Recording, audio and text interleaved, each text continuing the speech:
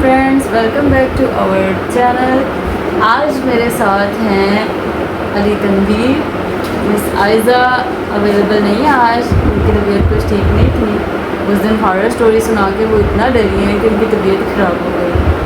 सो मैंने सोचा कि हम लोग भी इसको कंटिन्यू करते हैं, क्योंकि अभी हमने न्यू चैनल स्टार्ट किया है तो फिर डेली व्लॉगिंग तो होनी चाहिए ना। सो आज हम अपना पर्सनल एक्सपीरियंस आपसे शेयर करेंगे।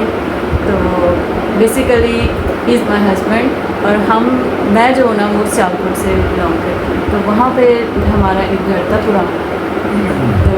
तो वहाँ पे जो है ना अक्सर पैरानॉर्मल एक्टिविटीज़ हुआ करती थी। इनको भी याद होगा, आपको याद है? तो ये किस्सा शुरू हुआ था हमारे घर से कि हम लोग जब छोटे थे तो शुरू से ही हमारा जब नया घर बना तो हमारे घर के बिल्कुल सामने थी कब्रिस्तान। तो वहाँ पे भी अक्सर जो है ना ऐसी एक्टिविटीज़ हुआ करती। ज़ाहिर है कब्रिस्तान है, वहाँ पे जिन भूत तो होंगे ही। तो ऐसा हुआ था कि हमें वैसे कभी भी कोई चीज़ वहाँ पर नज़र नहीं आई थी, लेकिन कुछ लोगों का कहना था कि उन्होंने एक चुड़ैल को देखा था। अक्सर हमारे मोहल्ले के भी कुछ लड़के थे जो रात को अक्सर बाहर फिरते थे, और एक लड़का तो एक दफ़ा जो है ना लेट नाइट आया घर अपने काम से फ्री होके। तो जी वो गुज़र रहा था तो एकदम से ना उसको एक बैक साइड, वो दूसरी गली में थी ना, और फ्रंट जो थे वो हमारे घर के सामने थी, तो वो बैक साइड से गुज़र रहा था। तो उसने देखा कि दीवार के ऊपर कोई बड़ी खूबसूरत सी लड़की चल रही है। तो जी दुल्हन वाले कपड़े में उसने रेड कलर का ड्रेस पहना हुआ था, और वो इतना गूंगा बंदा पूछे आधी रात को कि लड़की ऐसे दीवार पे चल सकती है। तो वही ना, वो उसको कहता है वाह भाई वाह किधर सैरें हो रही हैं।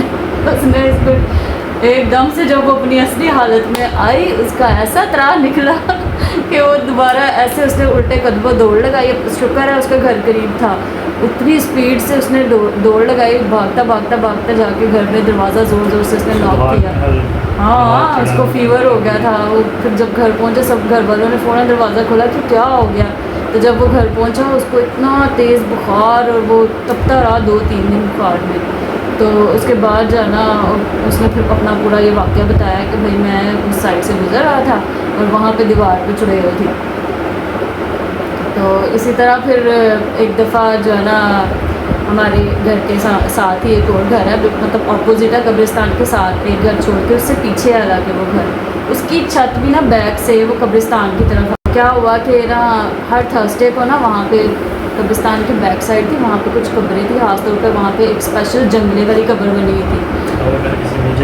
हाँ, कुछ ऐसा ही था। तो वहाँ पे जो है ना हमेशा जुमेरात को ना वहाँ दिया सा जलता होता था, उसका धुआं सा उड़ता होता था। है वो कहते हैं पता नहीं कोई इबादत करते, वो कोई बुजुर्ग था जिसकी कब्र थी। तो उनको जो है ना आइडिया नहीं हुआ, वो पहले रहती थी कहीं और, जब यहाँ पर रहने आई ना तो वो बेसिकली थी बहू हमारे उधर जो अंकल थे ना उनकी। तो उसको आइडिया नहीं था कि भाई जो मेरा रात का टाइम है और इस टाइम उन्होंने छत पे उस तरफ कपड़े डालने है। उनकी छत ऐसी थी कि उधर साइड पे उसकी दीवार भी नहीं थी, तो उन्होंने जो है ना तारे से जैसे छत पे लगाई होती है, तो उसके ऊपर ही वो कपड़े डाल रही थी। तो एकदम से उनकी नज़र पड़ी कि ये धुआं कहाँ से आ रहा है। तो उन्होंने ऐसे देखा, देखती गई। तो क्या हुआ, वो धुआं एकदम से जो है ना उड़ता सीधा उनके अंदर समा गया, और एकदम से उनको झटका लगा, वो परेशान हो गई। तो चुप करके नीचे आ गई, वो कपड़े वहीं के वहीं रह गए। तो स्ट्रेंज बिहेव करने लग गई ना। उनके बच्चे भी थे छोटे, उनका हस्बैंड था, उनका ससुर था, सास उनकी नहीं थी। तो उनके साथ एक उनका देवरानी भी रहते थे। तो वो उन्होंने भी थोड़ा इनके बिहेवियर में चेंजिंग देखी कि ऐसे क्यों कर रही है। तो अजीब सी आवाज़ें निकालती थी, कई दफ़ा बच्चों को मारने लग जाती थी। उनकी बॉडी लैंग्वेज काफ़ी चेंज हो गई थी कि जो है ना इन लोगों को शक हुआ कि कुछ ज़रूर इसके साथ मसला है। तो उन्होंने उनको ना एक रूम में बंद कर दिया। तो उन्होंने फिर हम लोग की फैमिली, ज़ाहिर है हम लोगों का सबको था कि आइडिया कि ये लोग जो है ना, मेरी मदर थोड़ा बहुत उनको नॉलेज था इस चीज़ का, उनको बुला लिया। उन्होंने कहा कि आप ज़रा आके देखते हैं कि इसको क्या हुआ ये ऐसे। तो जब मेरी मदर को उन्होंने बताया तो अम्मी को थोड़ी बहुत तो समझ आ गई। अम्मी कहते चले फिर भी मैं जाके देखती हूँ। तो अम्मी उनकी तरफ गए, तो अम्मी वो रूम उन्होंने दरवाज़ा खोला, तो अम्मी को जो है ना उनकी हालत देख के अम्मी को आइडिया हो गया कि ये कुछ गलत है। तो हमारे वहाँ पे एक पीर भी बैठते हैं, फिर अम्मी ने उनका मशवरा दिया कि इनको वहाँ लेके जाओ, ये इनके साथ जो है ना मसला है। तो एक कहाँ थी ये, फिर उन्होंने बताया कि ये ना ऊपर छत पे कपड़े डालने गई है, जब सुखाने डालने गई है तो उसके बाद वापस आई है, तो उसके बाद से इसका बिहेवियर ऐसे रहा। अम्मी ने ना एकदम से वैसे चेक करने के लिए ना अम्मी ने कहा पानी पीना है, तो उनका नाम ना गुलशन था, तो वो अम्मी के साथ उनकी काफ़ी दोस्ती भी हो गई थी। तो वो आगे से कहती है, तो आवाज़ उसकी बिल्कुल चेंज हो गई ना, करती है अब मर्दाना सी आवाज़ आई उसमें से कि हाँ जी। तो मैं छोटी थी तो मैं भी साथ चली गई, मैंने देखने पीछे मैं आ गई, तो एकदम से अम्मी ने मुझे देखा ना, अम्मी ने मुझे गुस्से से देखा, मैं कहा चली जा घर। तो मैं घर भाग गई। तो बाद में फिर जी उनको जब हम उधर लेके गए, अम्मी साथ गई थी उस पीर के पास, उन्होंने फिर वो सारा वाक़या ना उनको वो हाजिर जैसे इनके अंदर करके उनका कोई अमल होता है वो करते हैं, उससे फिर उन्होंने जो है ना उनको बुलाया उस चीज़ को।